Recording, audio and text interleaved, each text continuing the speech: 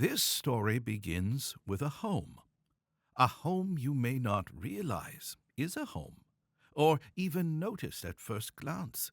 But inside, its tenants should be familiar, tiny though they are. And Benjamin, the cockchafer beetle.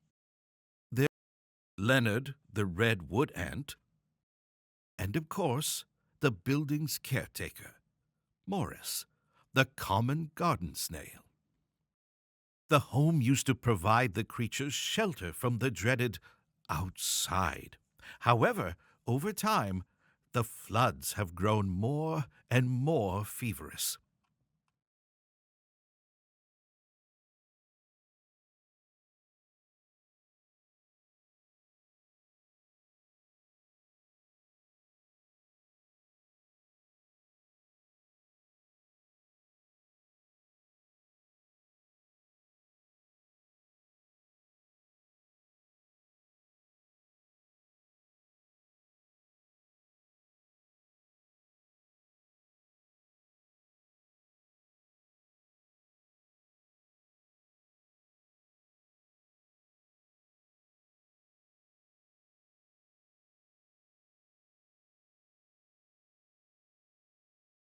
Now safe, the tenants discussed their options.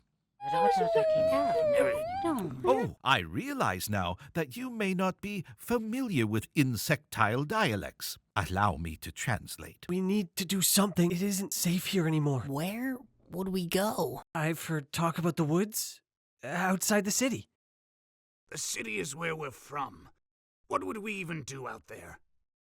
Benjamin was fearful, for the inhabitants of this forest were known to be wild. His pride kept him from mentioning this fact, however. Where else can we go? Morris was apprehensive about the adventure, but the promise of new friends kept him from saying so. He was aware that he did not fit in with the bugs. Maybe they would learn to overlook his molluscular condition. I have always longed to see the country. Inez was always quite fond of Mary Oliver's nature poems. Leonard was convinced. In fact, he had been planning his escape for a while. First, we find a raft. Deeper in the forest, someone was home.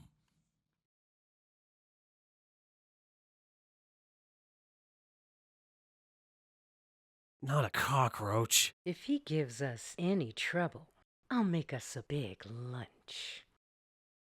Geinz, the German cockroach, named himself Geinz in reverence of America's favorite sticky sweet red condiment. He had left the city himself years ago to rid his life of city bugs. Secretly, he missed the city's abundance of human trash. What are you doing here? How did you find me?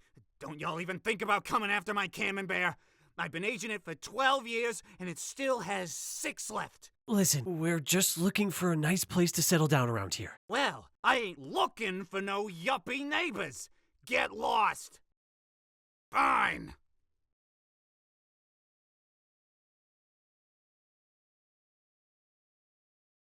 Oh, wait up! Take a look at this. Now you can ride in style, my friend. Morris was aglow, honored to be called someone's friend.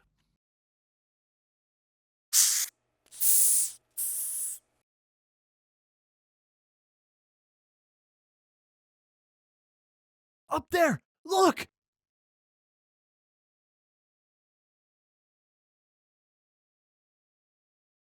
The anthill was a bustling metropolis, almost like a palace. The two redwood ants were brothers, called Jeremy and Jericho Ant. In the hill, everyone's last name was Ant. What in the holy oak do you think you're doing in here? Spiders aren't welcome here. Sorry to intrude, and I don't bite. It's true. She's harmless. It's beautiful here. How about a tour? These designs were carved by the first inhabitants of our hill, the Ant-cestors. The ants showed them a corral of aphids, which they milk for honeydew, a mysterious, saccharine secretion.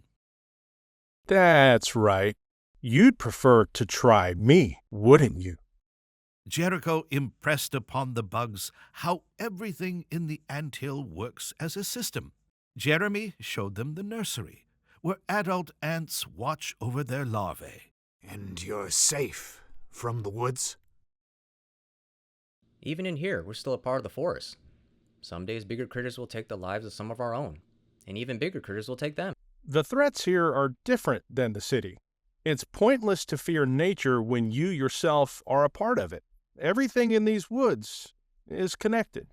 We want to be part of it too. Do you think you could help us? We did hear of an old tree trunk a ways away from here. Used to be a squirrel family there, but then it got cut down. It may be a nice place for such an odd mix such as yourselves. All were in agreement. Well, all except one. It seems like you have the ideal habitat right here. Well, you are one of us. I can understand why you feel at home. Inez noticed the longing in Leonard's eyes. Do you ever accept new bugs to the hill? Not spiders. I meant Leonard. Would you take him? I think you belong here. Benjamin was enraged. This couldn't be true. Leonard was one of them. But something about this place, to Leonard, felt like home. Will you work hard? We'd be glad to have you. I think I do want to stay. Morris knew this was for the best. However, it didn't stop him from feeling blue. Looking at his motley crew, Leonard realized how far they'd come, and that they'd likely be dead if it weren't for each other. They promised they would return to see him often.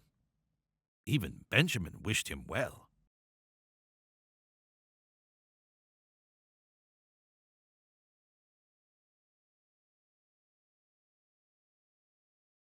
The friends, minus Leonard, walked towards their new home.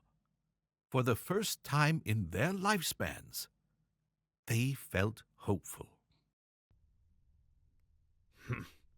Needs some work. Some windows in the front, a garden.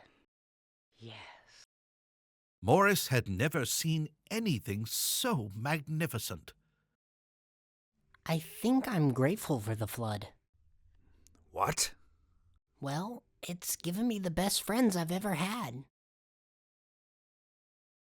Some time has passed. Benjamin started growing flowers, to which he attends devoutly. Inez finally has time to weave her blankets, and finally has people to make them for.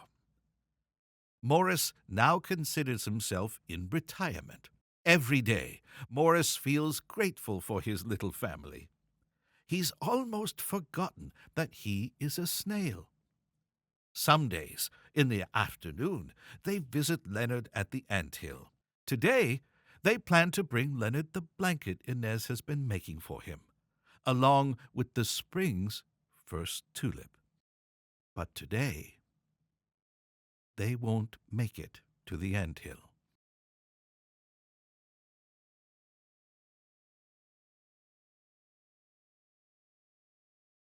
In the flap of a cicada's wing, they were gone. Just like all creatures will be if you don't stop treating the earth as your own personal garbage bin and poisoning the air and water with your blasted chemicals. You're gonna kill off all the bugs and everything else that is living and good if you don't bloody stop! Sir, we're still recording. I'm well aware of that, Lewis. Here closes our tiny tale. Not how you thought it would end? Well, allow me to impart a closing thought. The next time you take a step, please look beneath your shoe.